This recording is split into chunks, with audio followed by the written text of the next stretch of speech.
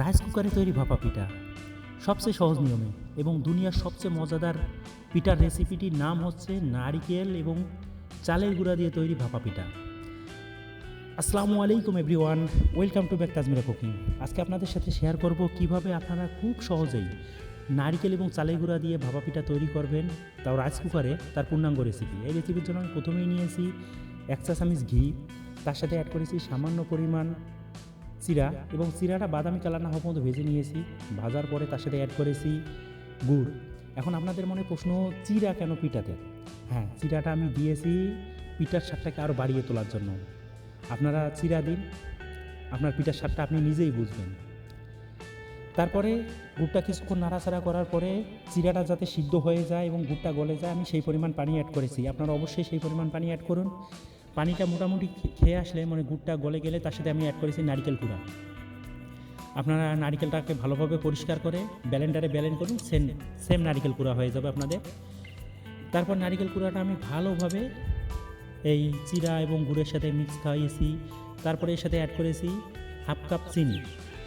অবশ্যই আপনারা যে কোনো ধরনের পিঠা তৈরিতে গুড়ের সাথে চিনি অ্যাড করার চেষ্টা করুন, তাহলে আপনার যে মিষ্টির যে স্বাদটা, মানে মিষ্টি যে আমরা ফ্লেভারটা বুঝি, সেই মিষ্টির ফ্লেভারটাকে অন্য লেভেলে নিয়ে যাবে।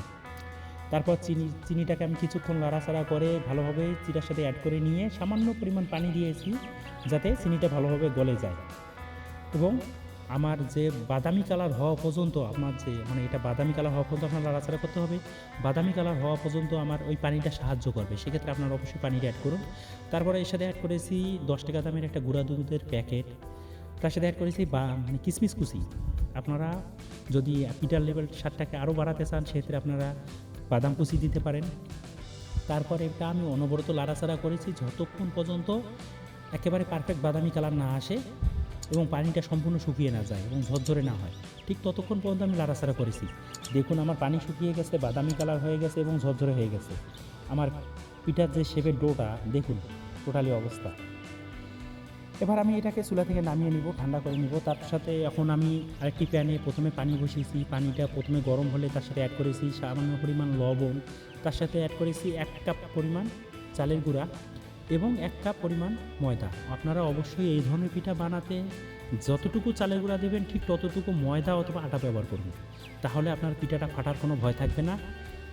তারপর আমি এটা ভালোভাবে ডোটা তৈরি করে নিয়েছি। আপনারা ডোটা তৈরির ক্ষেত্রে যদি আপনাদের পানির কোনো সমস্যা হয়ে থাকে, সেক্ষেত্রে আপনারা গরম পানি ইউজ করবেন, কখনও ঠান্ডা পানি ইউজ করবে না। ঠান্ডা পানি ইউজ করলে ডোটা শেষ সাথে হয়ে যাবে, পিঠাটা ভালো লাগবে না।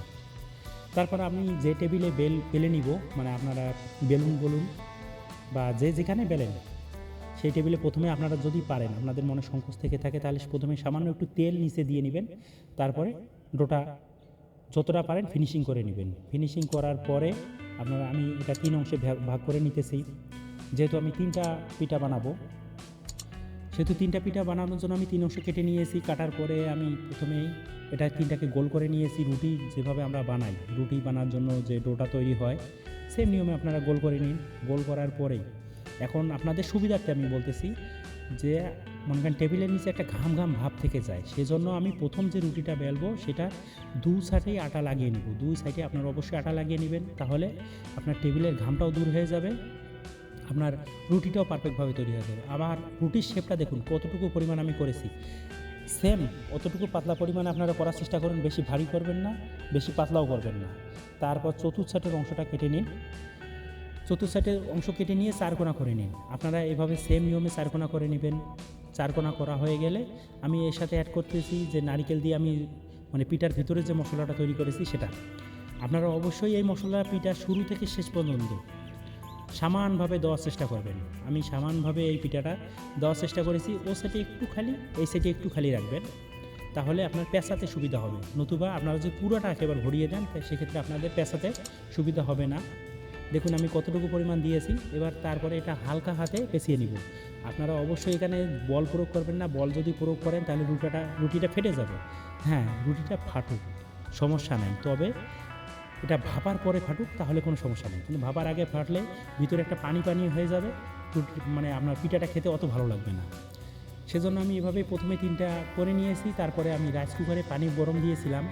পানিটা যখন বলক উঠেছে, তারপরে আমি পিঠার, মানে যে আমার পিঠার শেপটা, আমি এখানে দিয়ে ঠিক ঘড়ি ধরে 3 মিনিট ঢেকে দিয়েছিলাম। আপনারা রাইস কুকারে যদি বানান তাহলে অবশ্যই 3 মিনিটে যথেষ্ট, 3 মিনিটের বেশি লাগবে না। এবার তারপর আমি ঢাকনা লাগিয়ে দিয়ে ঘড়ি ধরে ঠিক 3 মিনিট রাইস কুকারের লাইন অন করে রেখেছি। দেখুন আমার 3 মিনিট পরে আমার পিঠা হয়ে গেছে। পিঠাটা আপনারা হাত দিলেই বুঝবেন, হাতটা একটু পানি পানি লাগবে, কিন্তু পিঠার কোনো হাঁটা অংশ আপনার হাতে লাগবে না।